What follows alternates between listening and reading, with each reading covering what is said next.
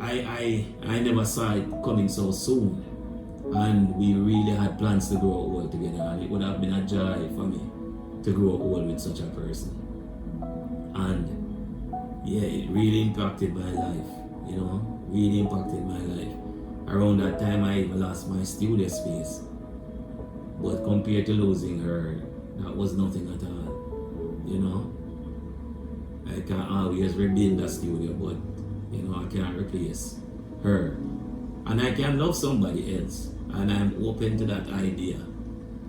But she really made an indelible impact on my life. She impacted me in a way that I would be a terrible person if I allowed that to be erased. She really was an extraordinary woman. She really was an extraordinary woman, And after she passed, she was an integral part of developing a concept for a show, an art expo called Art&Soul. And after she died, I didn't want to touch it anymore, Didn't want to do Art&Soul again. I created something else called Life Fest, and I've been doing that, and I just never wanted to have anything else to do with Art&Soul because she was not here for that journey.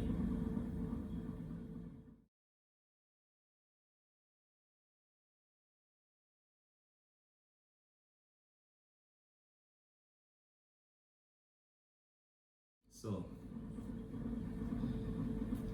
yeah, just got into losing Renna, and I felt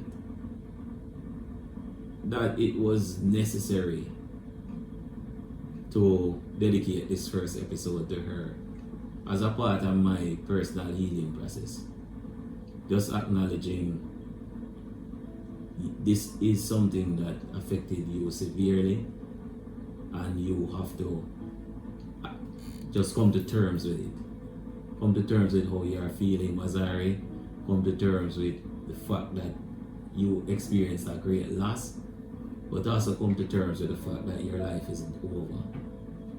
And I had to embrace the past and deal with it before stepping into the future.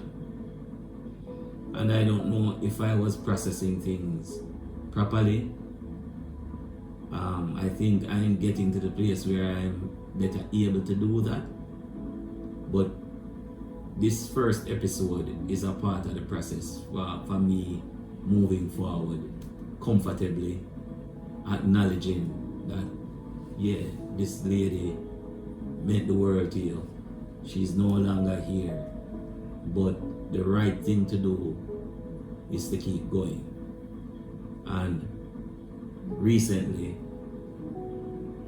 I got to the place where I built up the courage to face Art&Soul again. Where we were living as a family, when I and my daughter Taraji, where we were living, I had to just uproot from that place, and I've relocated in a more rural setting. I guess as the journey continues, bit by bit, you will get to know somewhat more about my new living circumstances. I'm currently in my new home doing this episode, and my new environment has been a tremendous help. My new environment has been a blessing. My new environment has healed me actually, and for a few months now, I've had the opportunity to spend more time with my thoughts, spend more time with myself, spend more time confronting weaknesses that I have personally, and also getting the chance to explore strengths. And I've had to basically start from scratch. I've lost so much even in the process of time I lost my father, it didn't come out as naturally, like the pain of that loss. I miss my father and I love my father. It's just that the dynamic was strained. And yeah, some relatives might even get the chance to see this channel and you might feel uncomfortable hearing me speak about my dad in that way, that we had a strained relationship.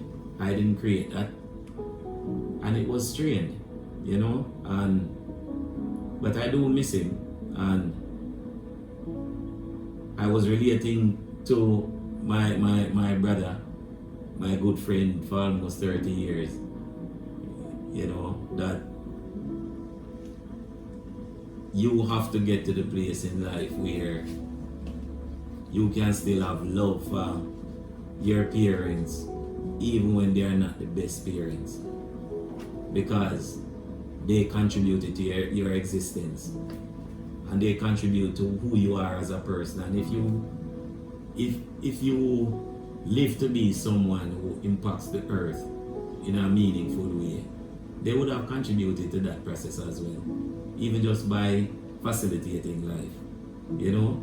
And even as I think about my father, I can be thankful that that creative gene, that creative spark, I got it from him. He really could draw very well, could really draw well, and he was a multifaceted person. My dad made his own furniture, carved, did leather work, but he didn't pursue art professionally. But he was a very brilliant man, voracious reader.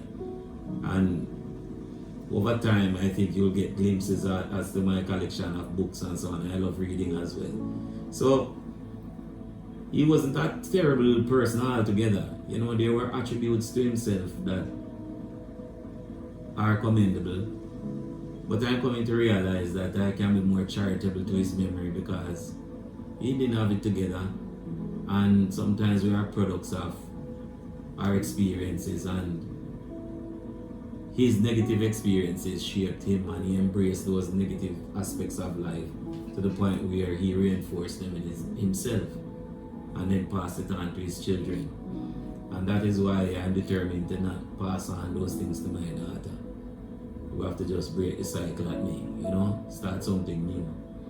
And that brings me to my new journey in a new place. I just start by saying I'm currently in rural Jamaica somewhere. Yeah, I'm in rural Jamaica somewhere. I think as time goes on, it will become more evident where I am in rural Jamaica.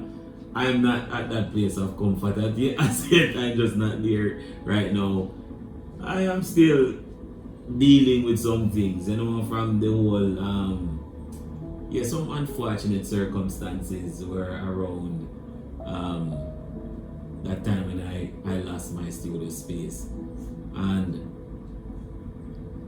people were actually cheering, you know, people who I grew up around were cheering. And I'm not perfect, I'm not a perfect person, but one thing I do know is that I don't go around injuring people and wishing bad from people. I've even designed business cards for people who I know didn't like me, giving them business ideas and so on, and I know these people were not rooting for me, but just seeing the need to be a better person and to be above certain things. You know, for my own sake, I wanted to be above that kind of pettiness. So I would just do it for my own sake, just trying to be a better person. But people were really just celebrating, and it really impacted me. You know, that level of hatred, when you see somebody celebrating a loss, it does something to you, you know. So I've been so impacted that I have just kind of been in my own little corner, planning my return to my creativity, working in the background, just being more private.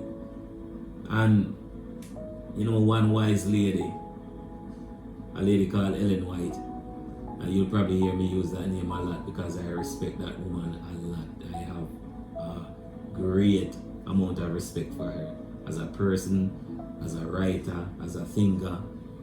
And she said, you know, it's best to live out of the view of your enemies. And around the time when I lost that studio, I learned that principle that, yes, sometimes you experiencing success reminds people that they are not very successful in their own lives. And instead of working on their own journey to being meaningful and being of value and being a success, they dedicate their energy to ensuring that you are not successful, you know. And I've learned the value of just living outside of the view of people who have made themselves your enemy. I've gotten to be very private. And now I'm on a process of just getting back out there. And the good Lord has opened up some opportunities, especially for Art&Soul and the Life Fest brand simultaneously. And Art&Soul has found a new home. I've had to pivot because I currently don't have a studio. And even some opportunities are opening up right there, but stick with me on this journey. I'm not going to give away everything. Some things have to remain secret. And to find out what is going on and to find out, you know, what is Wazari really up to, you have to stay with me for the journey. And I can promise, I guess, that yeah, you're going to see some pleasant surprises down the road. You're going to see development of things and so on. But I can say this off the bat because as at the time of this filming, I'm in March 2026.